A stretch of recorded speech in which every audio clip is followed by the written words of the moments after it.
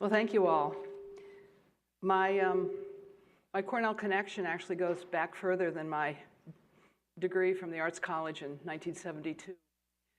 My parents met at Cornell and got engaged on the suspension bridge. They were married in Ithaca after my father graduated from the law school. And when my older son, Sam, who graduated in 2004, completed his Cornell application, he had to attach an addendum to the then written application to include the list of names of the other 13 people, and his family had gone to Cornell. So we truly have a legacy. We're not the Gellert family exactly, but we do our best. So, as I was saying to someone here tonight, for me, I graduated from Cornell in 1972. I left Ithaca to go to law school, where I met my husband in line at registration lines. How many of you stood in lines at registration? Notice how few hands just went up, okay? Things have changed a lot. And we returned, when we graduated from law school, we were in Washington, D.C. We wanted to be in a small town. And so we applied for jobs, not online. And Peter got the best job offer, and it was in Ithaca, and I'd gone to Cornell, so of course I can go to Cornell, go to Ithaca and get the job. So sort of returning to Ithaca, it was a fortuitous set of circumstances. And my first job, as Jen noted, was as judicial administrator.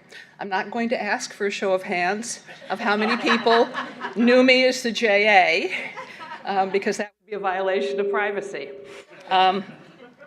But I was JA for 3 years, and I was very fortunate that at the time I was the judicial administrator, Joe Bugliari was university counsel.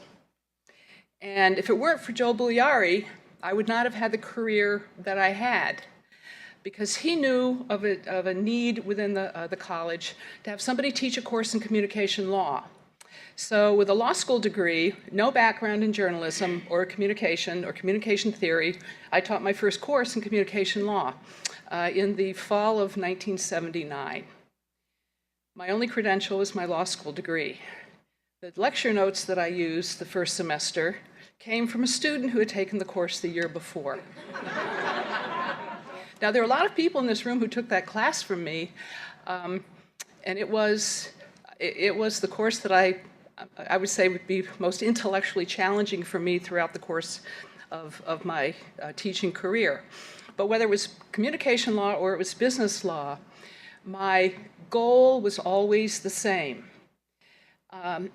The rules of law don't change very much, but the circumstances under which you have to apply the rules of law can change radically.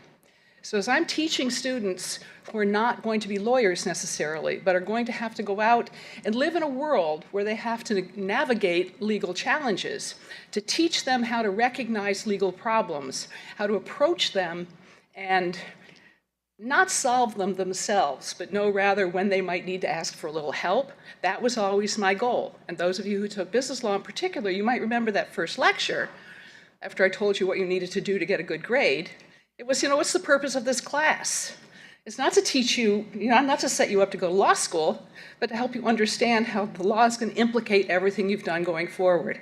And the number of students that I have heard from over the years who have said, that has really helped me in my career in something pretty much totally unrelated to law. It's been extremely gratifying, because my mission as a young instructor was realized that, in fact, I was achieving an important goal. So, the specific legal challenges change a lot, but the process for solving the problem doesn't necessarily do that. So, over all the years that I taught business law, it was fascinating to see how society has changed, how the legal environment has changed, how the business environment has changed, but the basic legal rules have not. As an example, you want to form a contract. What's the first thing you need to do? Remember, there are 5 elements of a valid contract, people. What's the first element of a valid contract? We have to have an agreement. We have to have an offer. We have to have an acceptance. We have to have a meeting of the minds. So if you're going to have a written contract where it's all written out and we sign at the bottom, that's pretty straightforward, right? And our fight usually is over, what did I mean when I wrote that in that contract? Those are contracts from the 1980s. How do we enter into contracts today, right? Through the 80s and into the 90s, a certain segment of the business world introduced a novel concept. We need to get software out to people so that they can put it in their laptop computers and into their desktop computers. But we don't want to sell them that software. No, we want to keep control of our software. So we will license it to them. We will include in the packaging the terms of that license agreement. But when you bought back then they were discs and CDs that had software on them, where was that license? Was it on the packaging? How many of you are in marketing? No, it wouldn't be on the packaging. Why? No, nobody would ever buy it if you had a lot of fine print on the packaging. So where were the terms of the agreement? It was inside. You had to open the shrink wrap to find out just exactly what it was you were agreeing to. So you open the package, haven't you agreed? And that's essentially what those shrink wrap licenses said. So how can you form a contract when you don't know the terms of what it is you've agreed to until after you've paid for it and you've opened it up? That's counterintuitive. But we do that every day, don't we? Only now we're clicking buttons online. We're browsing through web pages. So how does the 1,000-year-old set of rules that govern how you form a contract apply when everything is so transient? And those of you who took business law in the 80s, I hope you've been able to figure that out. Whereas students who are took the course in the 2000s, the examples are a little bit more current. The law has not changed, but the landscape for applying it has. That has made teaching the courses so fascinating. I could go on forever talking about these kinds of examples. How many people remember the Monkey Selfie? That would be one from 2000 plus. I can pull it out up on my computer. This is the guy who was doing, he was out in the jungle. He was a wildlife photographer, and he's setting up his camera, and all of a sudden he sees this monkey who's curious about his equipment, so he kind of backs off. And the monkey goes up to the equipment and pushes a button and takes a picture. It's a perfect self-portrait. Who owns the copyright to that picture? What did the photographer contribute? The equipment. Who took that image and reduced it to a tangible medium of expression? The monkey. Can a monkey own a copyright? That case has been litigated by people for the ethical treatment of animals, because this is a very famous picture, and they think PETA thinks animals should benefit from this when it was an active, anyway.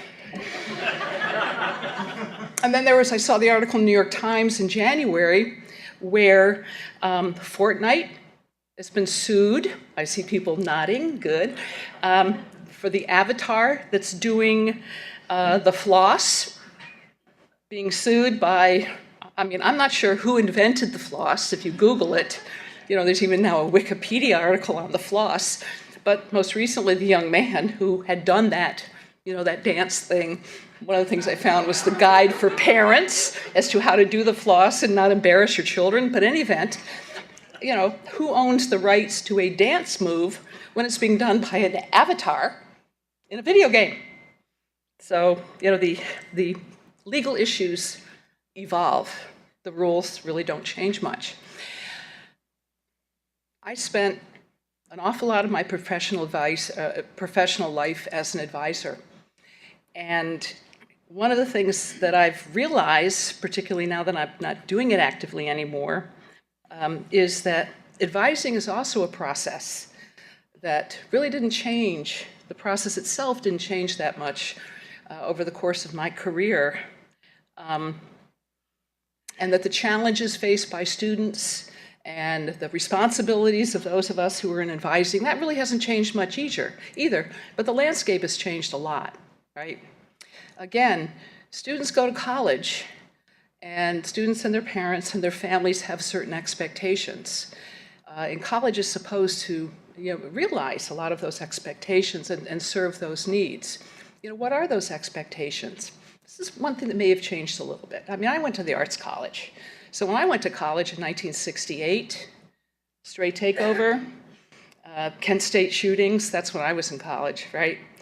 We went to college to find ourselves, to explore intellectually the kinds of options that are out there, hopefully end up with a job, but that wasn't necessarily the end-all and be-all. And that's one thing that may have changed a little bit over time.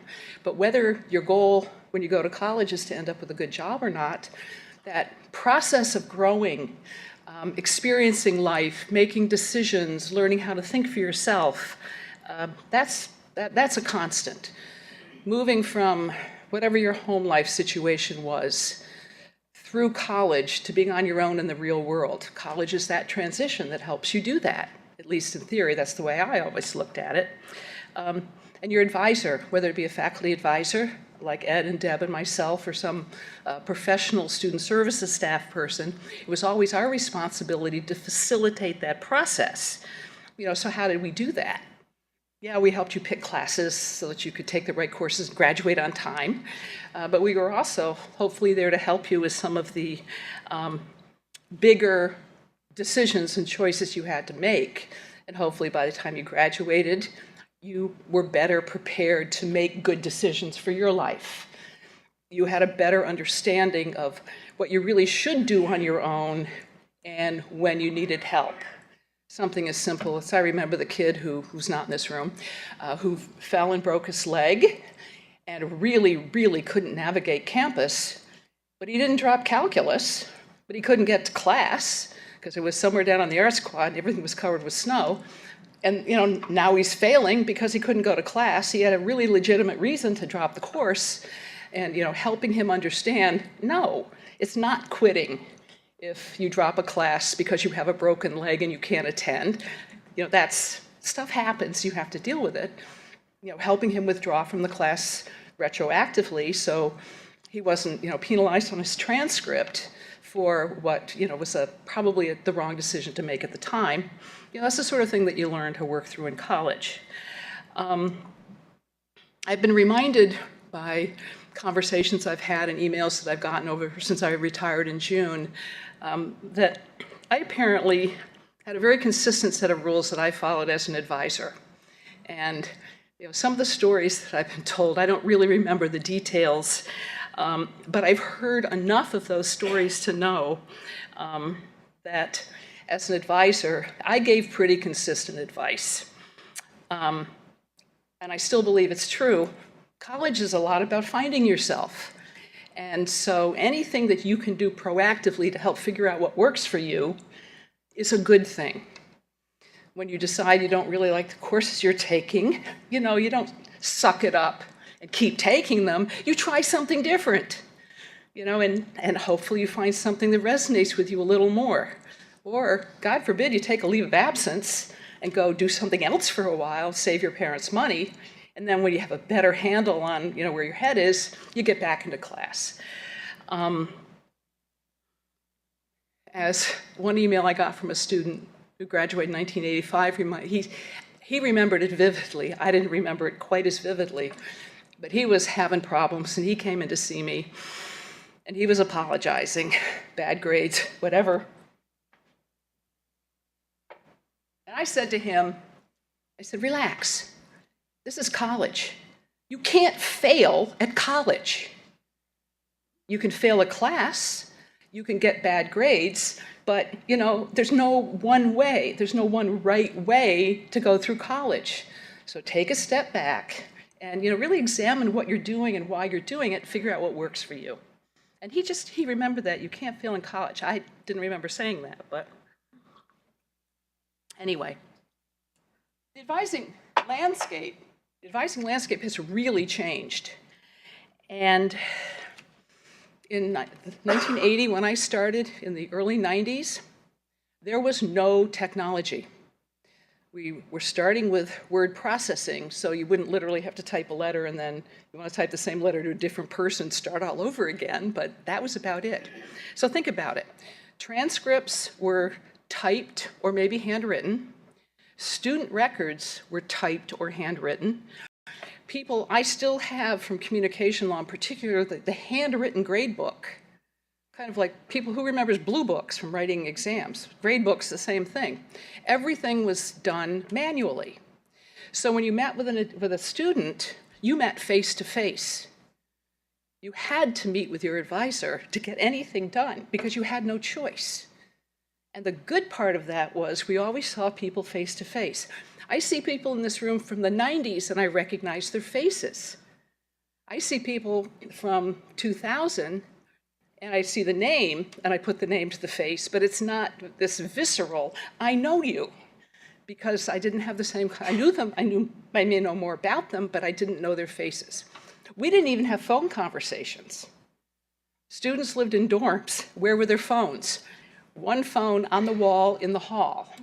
Maybe you're in an apartment and you have a phone, but who's going to take the message? We don't have voicemail. So you want to talk to somebody, you talk to them face to face. No technology. So today things are radically different, right? It's all technology. And it's not that we don't communicate with students. We communicate with students in a very, very different way, which sets up a different kind of dynamic and potentially a very different relationship. So when I retired, I can still see a lot of real-time data about, well, not real-time. I can see the records of the students who graduated. Before I retired, I would know exactly which classes a student was enrolled in because it was real-time data. I wouldn't necessarily know how they felt about those classes or why they picked those courses unless they came in and we talked about it.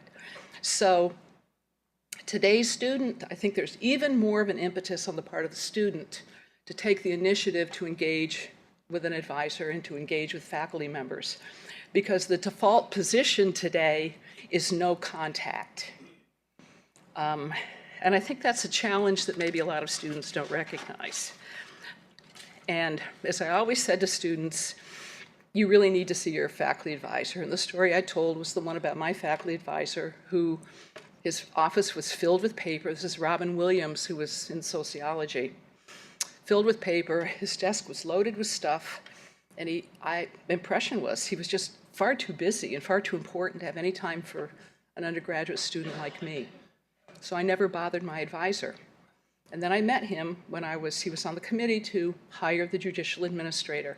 And I went through the interview, and that was when I finally realized that my advisor, rather than being too busy to be interested in students, was a lot like Doc Applin. He was just a slob. And that all the stuff on his desk was because he was too lazy or too absent-minded or whatever to clean it up. And yes, he was engaged with students, but I made a judgment and never got to know him. So I made an effort as an advisor and as a professor to try and be accessible.